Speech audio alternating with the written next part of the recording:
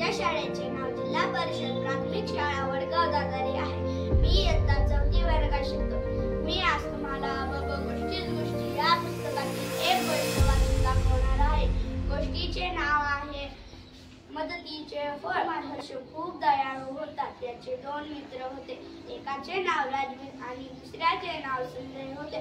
राजवीरचे पाय खूप लांब होते। तो वाऱ्याच्या गतीने चालू शकत असे। संजयचे डोळे खूप शक्तिमान होते, त्यामुळे तो खूप लांबवरचे पाहू शकत असे। एकदा तिघे मित्र घोड्यावर बसून सहलीला निघाले। रस्त्यात त्यांना एक झरा लागला। झऱ्यात एक उंदीर तडफडत होता। तो बिचारा बाहेर येण्याचा प्रयत्न करत होता, पण बाहेर येऊ शकत नव्हता। हर्षने स्वतःचा फेटा सोडला आणि तो झऱ्यात पसरवून त्याने त्या उंदराला बाहेर काढले। उंदीर म्हणाला, हे राजकुमारा, तू मला वाचवले आहेस। मी उंदराचा राजा आहे। जेव्हा जरूर पडेल तेव्हा माझी आठवण काढावी। हे मित्र पुढे चालू लागले। रस्त्यात त्यांना एक नदी लागली। त्या नदीच्या प्रवाहात कित्येक मुंग्या वाहून जात होत्या। हर्षने किनाऱ्यावरच्या पिंपळाच्या झाडाची मोठी पाने तोडून पाण्यात टाकली। मुंग्या त्या पाण्यावर चढून तरंगत किनाऱ्यावरती आल्या। मुंग्याची राणी म्हणाली, हे राजकुमारा, तू आम्हाला वाचवले आहे। जरूर लागेल तेव्हा आमची आठवण कर, आम्ही तुला मदत करू। असे फिरत फिरत ते चंद्रनगरला येऊन पोहोचले। तेथील राजाने दवंडी फुटली होती।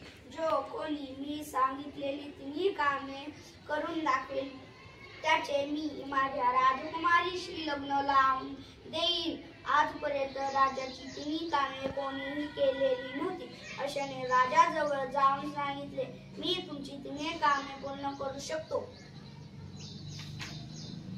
राजा म्हणाला, हिमालयाच्या दरीमध्ये अशी फुले आहेत की जी कायम फुललेलीच राहतात। उद्या सकाळपर्यंत ती फुले मला आणून द्यावी। हर्षने आपला मित्र संजय याला सांगितले, हिमालयात फुले कुठे आहेत ती पहा, आणि आपला मित्र राजवीर याला तेथे फुले आणण्यासाठी पाठव।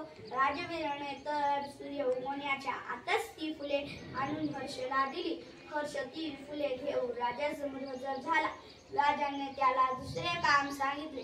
राजमहालातील 21 फुटांच्या खांबाचा सकाळपर्यंत एकदम मुसा करायचा आहे।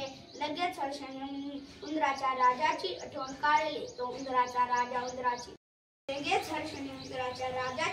काढली। तो उंदराचा राजा उंदराची सर्व सेना घेऊन राजमहालात आला। सर्व उंदरांनी लाकडाचा खांब कुरतडण्यास सुरुवात केली। सूर्य उगवण्यापूर्वीच उंदरांनी लाकडाच्या खांबाचा बारीक भुसा करून टाकला।